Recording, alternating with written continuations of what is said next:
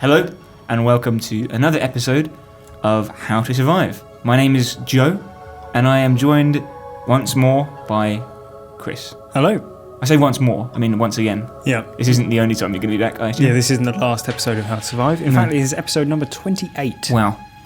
28 already. Where does the time go? Editing. Yeah, a lot of it. So this week we're covering a sequel at the behest of one of our listeners a long time ago now, who said that Scream 2 was a passable or even better sequel to its original. So Scream 2 is directed by Wes Craven and is a sequel to the original Scream, also directed by him. So obviously we're going to talk about how to survive in Scream 2, but let's talk about the film in general first. I'm going to have to summarise both Scream 1 and Scream 2 really quickly, don't worry, this isn't going to go on. So if you've seen Scream 2 and you're fine with Scream 2, don't mind spoilers for Scream 2, but you haven't seen Scream and don't want that spoiled, then make sure you watch Scream as well as Scream 2. Right.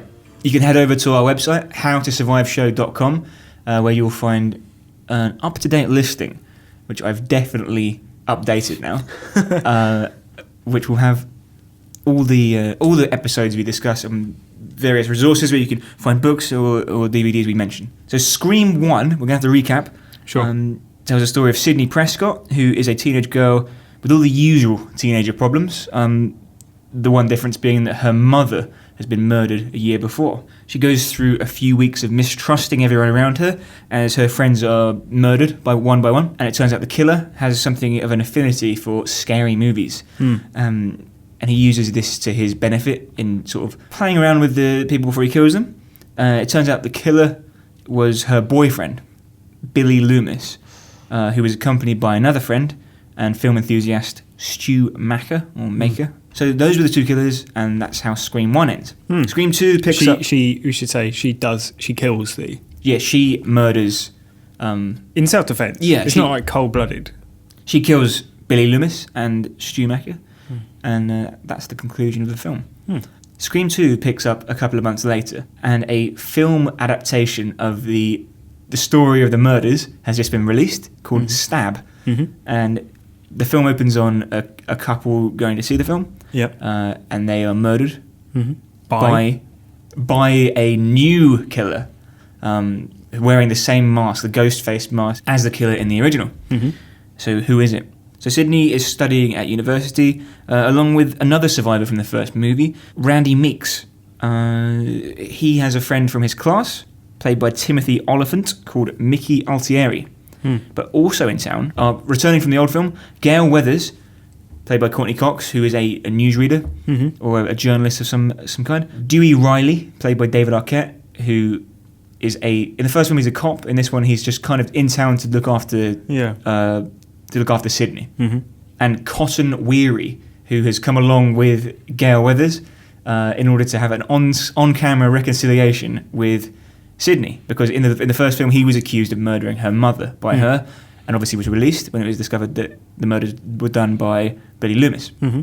Also new to this film, Sydney's roommate Hayley, her boyfriend Derek, and another friend Cece Cooper, played by Sarah Michelle Gellar. Another character makes their presence known as a fan of Gail Weathers, the journalist. Another journalist by the name of Debbie Salt, who she keeps cropping up now and then, and maybe she'll be important. We'll have to find out. Who could say?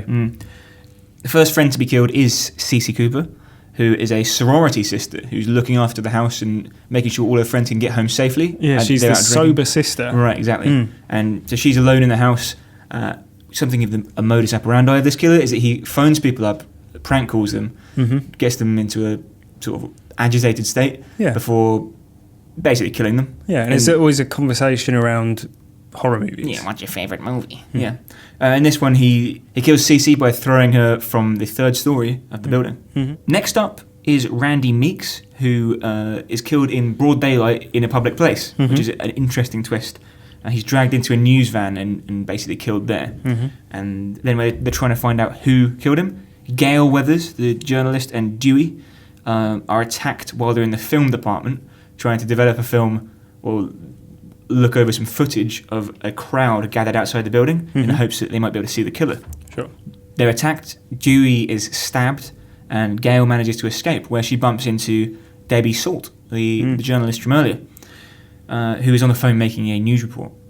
Sydney finds herself with a security detail travelling around town. Yeah, because she's somewhat of a celebrity after surviving the original murders. Yeah. And when it becomes clear that this is like a copycat killer, retreading the murders of the previous event, previous film, they think that she's a target. Yeah, exactly. The car she's in is run off the road, and the two detectives are killed. Then they're kidnapped by Ghostface, who immediately crashes the car, right? Knocking the Ghostface person under the mask unconscious. Yeah. Allowing Sydney to escape, along with her friend Haley. They escape the car, but as they're making their escape, Sydney decides she wants to go back and see who was under the mask. She gets back to the car. Lo and behold, the killer has escaped. And as she looks up, he runs out of the shadows and kills Haley. So she returns to the school, to the university campus, and enters the theatre, which we've seen earlier because she's something of a musical theatre enthusiast. There she finds her boyfriend, who's been tied to a crucifix by his fraternity brothers, because he basically declared his love for a girl in a weird sequence. Yeah. And while he's tied up, the killer arrives, comes down, and reveals himself to be Mickey Altieri, the classmate and film enthusiast from earlier. So he kills Derek, the boyfriend, and then reveals that he had an accomplice. And in walks Gail Weathers, the journalist. But it's revealed that she's being held at gunpoint by the real accomplice, Debbie Salt, who Sydney immediately recognises as the mother of her murderous boyfriend, Billy. Some terse words are exchanged, ending in Debbie Loomis revealing that she was playing Mickey because he was a lunatic. She kills Mickey, and he in turn, as he falls to the ground, shoots Gail, who falls off the stage. As Sydney and Gail fight, Cotton Weary shows up and intervenes. After some more words being exchanged, he shoots and kills Mrs. Loomis. Mickey bursts back into life behind them for one last shriek, and he's shot dead again. Gail is revealed to be alive, as is Dewey, and they leave in an ambulance together.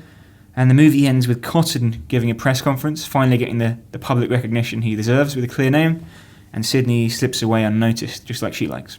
And that is Scream 2. What did you think? I really enjoyed it. I watched Scream a long time ago and enjoyed it.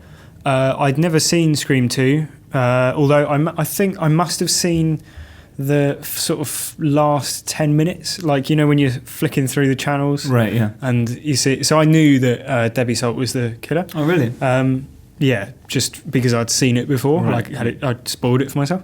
But I enjoyed it immensely anyway. And I think what it really gets right is that we were talking last week about people who remake horror films or make franchises out of horror films misunderstand the elements that made the originals popular. Right, exactly. And obviously this has the same director in Wes Craven and the same writer. But I think regardless, they get the tone and the spirit of the original film absolutely right in the sequel. Exactly, yeah. And I like how it's a sequel to what is essentially like a meta slasher film, and it becomes even more meta and has even more layers put upon it in the sequel. So not only does it sort of use elements of slasher films and the horror genre, but it also talks about sequels. It talks about things like violent media and the influence it has on people, and like subverts elements from the genre and all that sort of thing. So I thought it was really good, and also it's a fun film to watch. It is. It's colourful and bright, like Wes Craven films are generally, and it's kind of like, because of the way it's made, it feels like it's on a set. It feels like you're watching. You know what I mean? It feels like they know they're in a movie in a way. It's a very 90s movie, very postmodern. Yeah, I mean, like it's quite a self-reflexive film anyway, and then obviously, it wouldn't be a surprise if that was part of it. Like they weren't, avoiding making it too knowing in a lot of its elements. There wasn't much build-up, in my opinion, for Mickey being the killer, though. No, I mean, like, there's a lot of the film takes a sort of murder mystery type feel. Yeah. And, like, you're playing detective, like, trying to guess who the murderer is going to be. Exactly. And it does, the finger variously points at Cotton or Gale or, and they each seem to have their own motives for why they might have done it. Right. And even Derek, the boyfriend, it appears that he might be involved at various stages and things like that. No one's obviously not Yeah. the killer. And as we know, the killer can sometimes have an accomplice, so that doesn't necessarily clear anyone. Yeah, and I think it was that whole element of it, the murder mystery element, was well. Yeah, it was rounded. mysterious, but I didn't find the ending too satisfying. I think when something relies so much on its own mythology for an ending, that doesn't necessarily work well, because I somehow knew that the reporter was going to be involved in some way, but I thought she was just a reporter trying to kill people to make a story. Yeah, basically copying Gale Weathers. Mm-hmm. That would have worked better, in my opinion, than having her as it's Billy Loomis's mother. Yeah, because that's like it's like a soap opera, isn't it? A little bit, yeah. And I take your point about it. Sort of Mickey's not really in the film much. No. So for him to be the killer, sort of seems a little bit unsatisfying because it's like you say, it's a little bit out of left field. But I did, like there's the scene earlier on where they have this sort of film seminar and they're discussing what they like and dislike about horror films and horror sequels. Yeah. And then they talk about whether or not violence in film makes people violent, because the opening scene is, the premiere of Stab. Right, yeah. And people are dressed as Ghostface and, stabbing each other with plastic swords and things like that.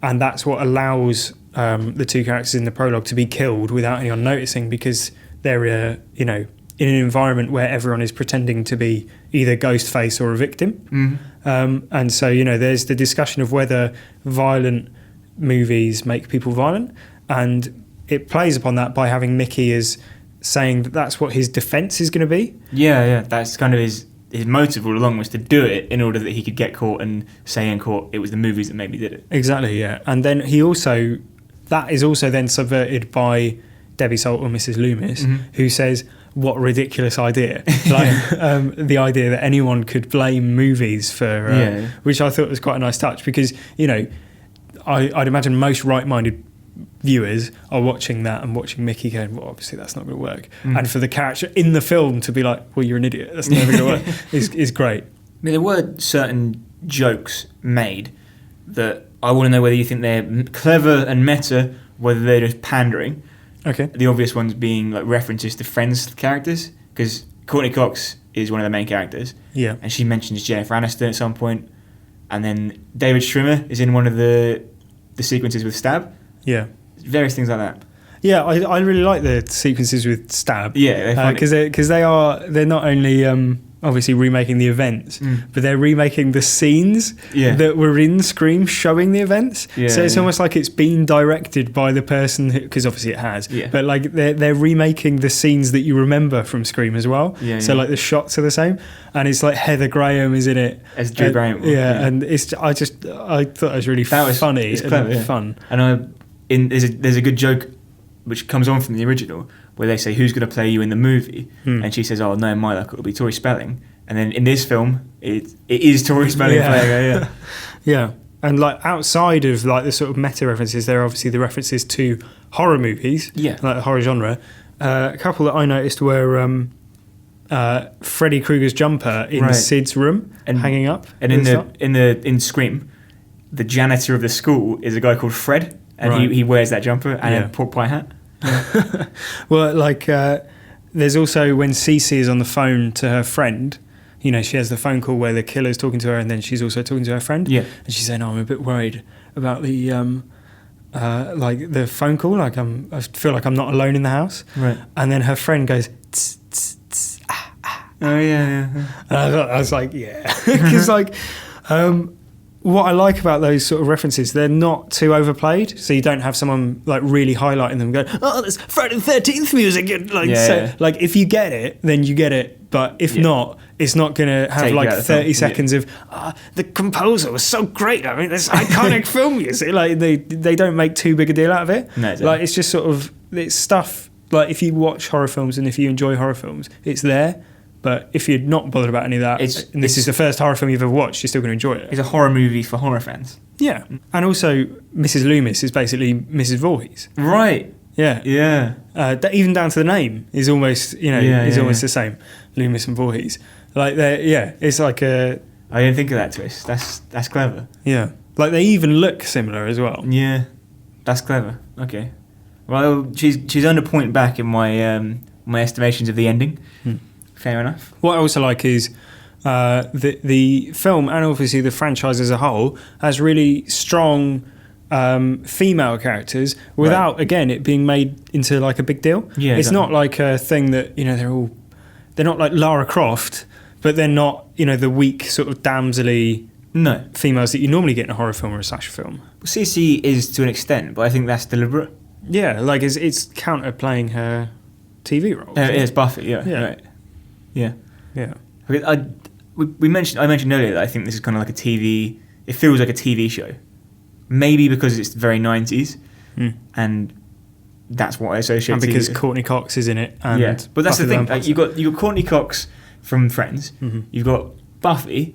You've got Seth Bullock from Deadwood. He's Timothy Olyphant. Omar Epps from House. Yeah. And obviously your favourite, David Arquette, the WCW champion, David Arquette. Yeah. He's David Arquette, listener, was WCW champion. Yeah. He was the best wrestler, certified the best wrestler.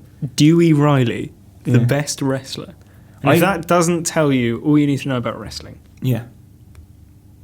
It's a fine sport, Chris. I don't know, you're so hard up on it. I was expecting him to be involved in the murders, but perhaps that's because I've seen Scary Movie. Yeah, exactly, yeah. Yeah. Did you know this film was originally called Scary Movie? Well, that makes sense. Yeah. Well, I don't get with Scary Movie. Why did they make it? Because this film is a pastiche of and done better. Yeah, yeah. Airplane works because it operates on using the elements of disaster films and just putting them as like out of context and saying how stupid is this? Yeah, right. And also, there's no disaster film in which all the characters have seen loads of disaster films, right. and they're going, "Oh, this is the bit where the plane normally crashes." Right, that doesn't work. No. Whereas with this, there are such established formulas for the horror genre, as we've seen. Yeah. We've watched bloody 30 of them. That it works on that level. As we mentioned earlier, C.C. Cooper is the first to die. She's given the modus operandi of this killer, which is that he'll call up, prank call, and say, "What's your favourite movie?" And they'll talk about scary movies for a while, and then turns out he's in the house all along and he kills them. Right? Yeah. What does that tell us about him? What information can we glean from this that we could later use to our advantage? Well, he's obviously a fan of When a Stranger Calls, because that appears to be what he's, where the whole phone riff comes from. Right, yeah. He's also he's definitely a Wes Craven villain, right? We were talking about this last week, how the Wes Craven version of Freddy Krueger is like a slapstick character. Yes. And that's the same with Ghostface, even though he's like a horrible killer and, he's 3 or 4 different people by this point. She throws a bike down the stairs and he gets hit by it and he's like falling over. Like in the original, he's like flying through plant pots and windows and over tables and all sorts of things while he's chasing people. Because he's a human being. Yeah. And also because it's fun. Yeah. Like we said last week, horror movies should be like being on a roller coaster. Right. And all of the chase scenes in this film have an element of when you're, playing it. Tag or whatever you call it in the playground, and you're like just getting away as someone's like swiping to grab you, right? And that it's narrow misses, and so he is human. So, or she in this case, or she. Although I dare say it's Mickey doing the bulk of the stabbing and running around, the heavy lifting, because he's a bloke, yeah, Chris. Yeah. And women can't lift things. Well, there are strong female characters, Joe. I said that already. Yeah, and you meant physically strong. Yeah. The outside scene is quite cool. Randy receives a call on his cell, and it's the killer. So they know that they're being watched outside in the middle of like a park by Ghostface. So they're running around and looking at everyone on a mobile phone and being like, "Are you the killer? Are you the killer?" And it turns out that he was in the news van. Yeah, she at this point. So you think that is well, Mrs. Loomis says that this one was her because she says he started insulting Billy because Randy starts saying oh, he's like a derivative, all this and that, and that's when he gets killed. Oh yeah, nice. I mean, you say that like that was like some subtext you put in there, yeah, but it's said out loud. No, well done on picking up on that, Chris. Joe, clip in the clip of Mrs. Loomis saying that line. Randy spoke poorly of Billy, and I got a little knife happy. Yeah, some excellent subtext there that you picked up on. And Randy's, as with the first film, he's the one who sort of knows horror films enough to be, aware of all the sort of meta element of what the killer's doing. He's almost one step ahead. Yeah, a little bit. And in this film, he starts talking about what the rules of horror sequels are. Yeah, but he gets cut off. Yeah, but I can tell you what the 3 rules are. Bigger body count, which this film has. More extravagant deaths, which is probably true. Yeah, and they're not... I mean, they're still stabbings, so they're kind of... Yeah, limited. But, Cece gets thrown off the balcony. You've got Derek tied to the crucifix. They up it a little bit. Yes. And the third rule, which he gets cut off saying, is never assume the killer is dead. Right. Which works both in the context of the film and, I assume he means... as, at the end of the film, in the start of Friday the 13th, don't assume Jason's dead. Well, yeah, obviously. Yeah. But that doesn't necessarily hold up with Scream, because they are humans and they do die. Yeah, but Sidney, in both films now, executes the killer at the end, ensuring that he's dead, and it's putting a full stop on it. And then a killer comes back. Yeah. Ghostface comes back. Yeah. And... we said that it's a fun watch. Yeah. Would you say this is a horror comedy? Well, this is a distinction I was kind of making earlier. Is that I think there's a difference between pastiche, and which is what this is really, of taking the elements of a film and presenting them out of their original context, the generic context, and saying this is weird, right? This is funny. Yeah. Airplane does that excellently. You get the elements of I want to wish you both good luck. We're all counting on you, right? Which is funny when you say it twice because it's this is a stupid thing to say, right? Yeah. And it works with when we watch Bone Tomahawk, that's a pastiche of westerns because the things that happen in it are the old timey sheriff and the deputy, how they interact with each other is things we've seen in westerns before, and it's just presenting it here in a very different way. And then with Bone Tomahawk, you also have this sort of meta angle where you've got a character calling out these generic elements. So it's so you've got Samantha's character saying, it's your masculine arrogance that got us into this. Yeah, which is kind of this. It's this is the horror elements. The killer is taking advantage of our horror movie knowledge, right? Yeah.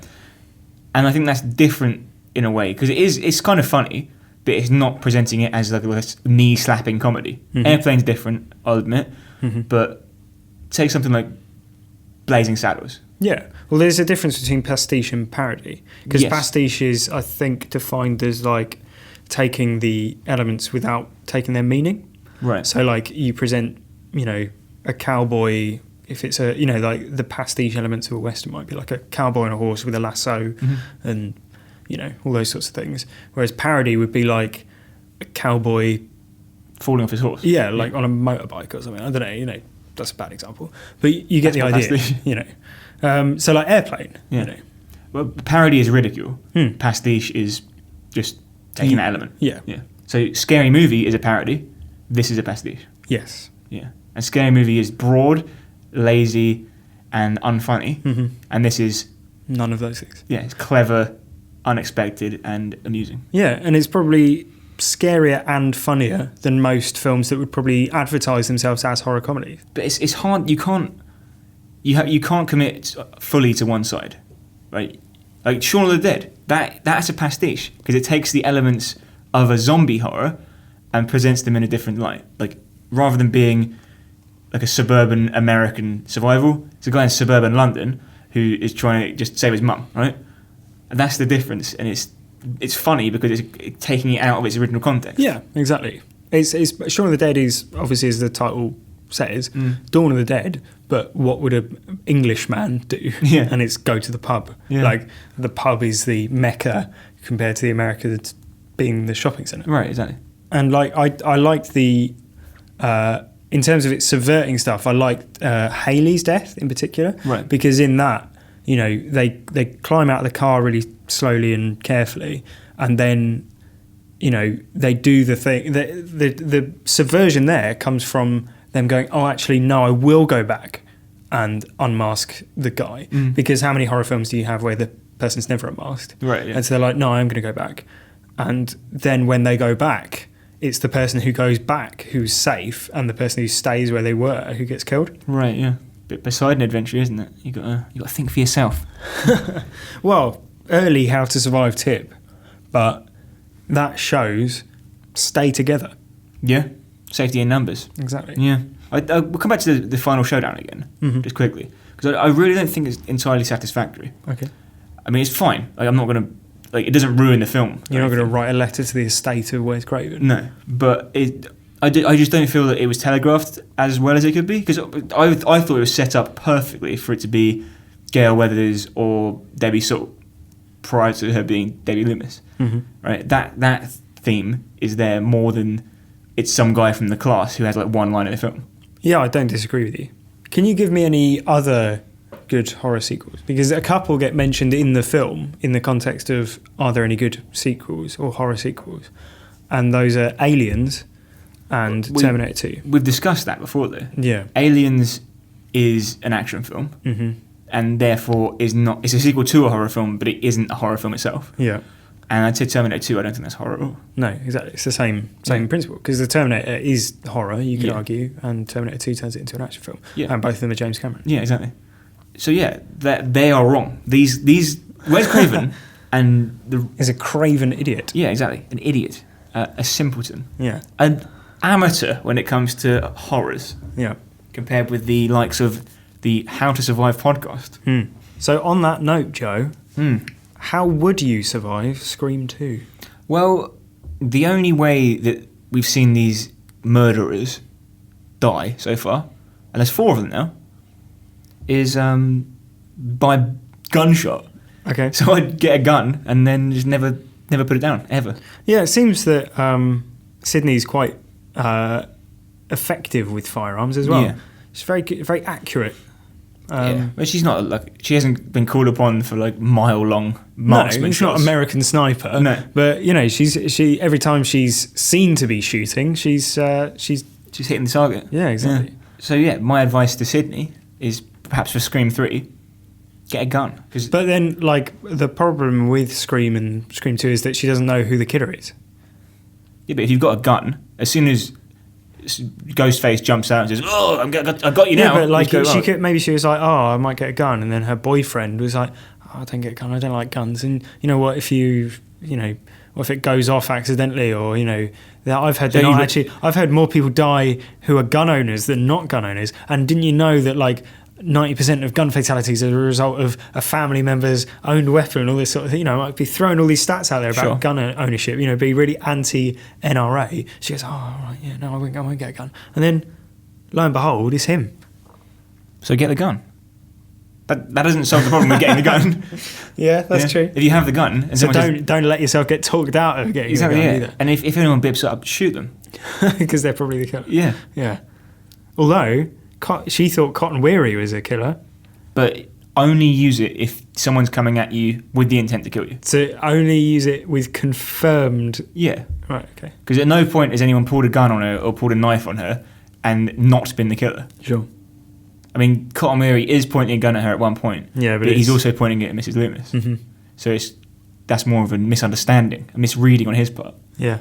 I mean, we know the killer loves horror movies. Yeah. So one option might be to distract him with horror movie discussion. Right, yeah. So when he phones up and says, what's your favourite scary movie? Sure. I notice that no one ever asks him what his favourite scary movie is. No. So maybe he's driven partly to his murderous rage by lack of input from other people. Like maybe he's not, clearly Mickey isn't getting his desire fulfilled for film discussion just from his film seminars. So maybe, like say, oh, that's really interesting that you really like, you really like Alien. What do you think of the sort of, pregnancy, sort of fear of giving birth sort of angle? I mean, I like it when the alien kills people. Well, I mean, yeah, but like, do you not think it's interesting when the method by which the alien kills people is either impregnation or penetration with a phallic object? I just like it when he kills the people. But I don't think he would be like that, because otherwise he's smug, isn't he? Yeah, and he knows he's in the first film. I mean, obviously they're separate killers. Yeah. But he makes Drew Barrymore's character go through a quiz of horror movie trivia. Yeah. So distract him with, horror movie information, discussion, trivia. Right. Distract him by going, Scream 2 is interesting, isn't it? Didn't you know that the original ending is totally different? Originally, the killer was going to be Debbie Salt and Randy. And they had to change this because the ending got leaked out onto the internet. And it was going to be Randy and Haley who were the killers. And, it turns out it's like they had, because of the fact that it got leaked, they felt like the film wouldn't be worth releasing if they didn't change the story, because otherwise people would know what they were expecting when they went to see it. Don't you think that's fascinating? Isn't it a fascinating insight into the world of movie production? I just think they should all be killed. But I don't think he would be like that. That's a good point. It gets him talking and thinking, at least. Yeah. Buying you some time. You couldn't do that, perhaps, with the trivia from Nightmare on Elm Street 2010, which I read it last week in preparation. 90% of it is Jackie Earle Haley wore contact lenses which hurt his eyeballs. Well, that, honestly, go on the page. Every single one is about his contact lenses, which tells you about the one on this Scream 2, in-depth stuff. To pick your film carefully is my advice. Yes, get him talking, but don't go down the wrong path. But if you, I think a real horror movie fan, he wouldn't be interested in Nightmare on Elm Street remake anyway. No, of course. And if you're not interested in horror films, you're probably not going to be looking up the trivia for Nightmare on Elm Street 2010 remake. No. So, and maybe... But then again, you're not going to be looking at the film that you are in. Yeah, Joe, it's really meta, though. But... maybe you could take it one step further and be even more meta than he is. Right. And start, thinking even further outside of the box. Okay. And, maybe challenge his knowledge with even more obscure trivia and even more obscure films.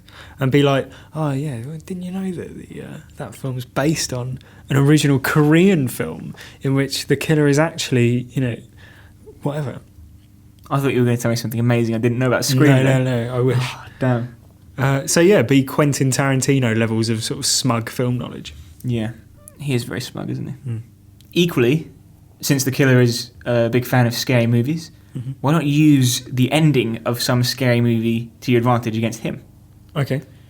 So I'm thinking either lop off his head with an axe. Okay. One swoop. Shoot him with a shotgun.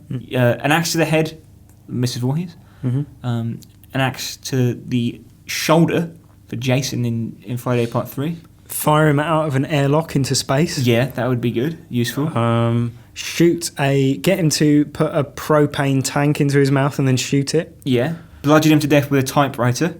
Yeah.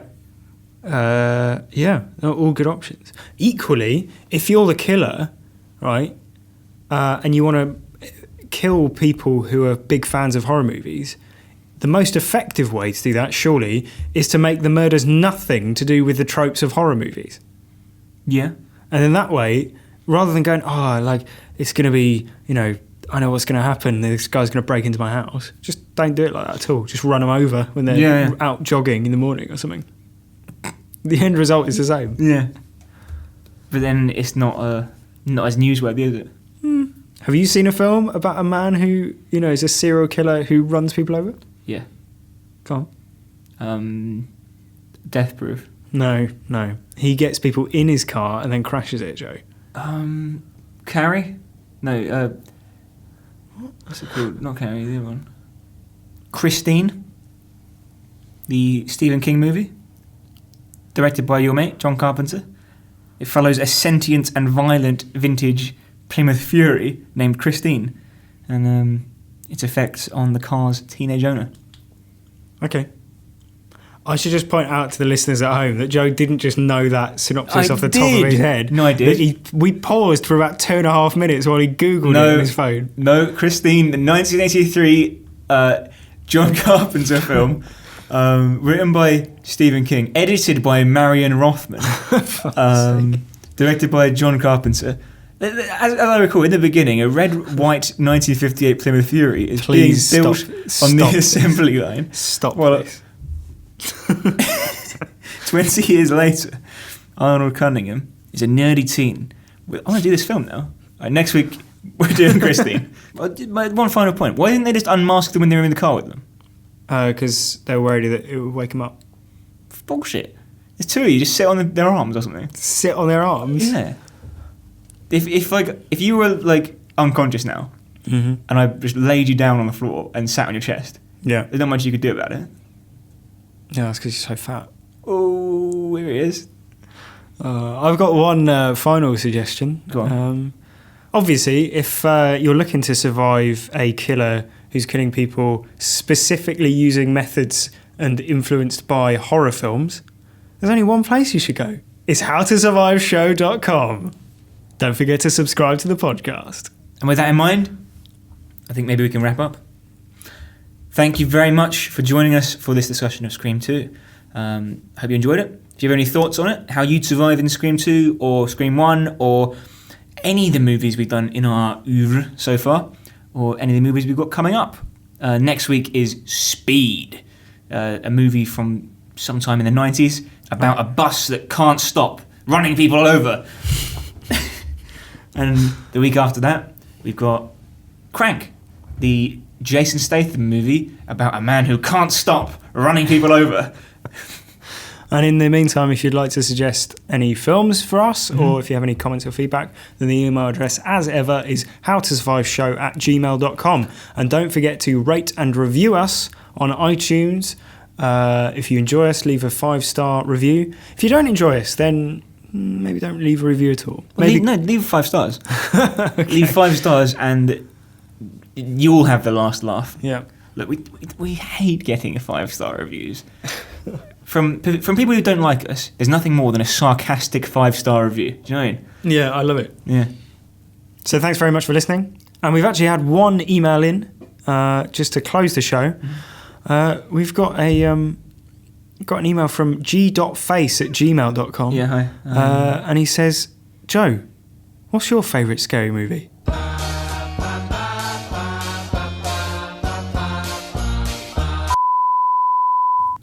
Support for How to Survive comes from How to Survive, a podcast about surviving in movies. To show your support, head over to iTunes and download the How to Survive podcast. Support also comes from... Support also comes from HowToSurviveShow.com. Fucking hell. You're not doing this. We haven't got time for this. Fuck's sake. You can put this at the end, though. You should have done, like...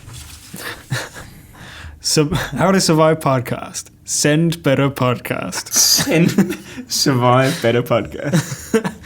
I actually use How to Survive. You do! How to survive.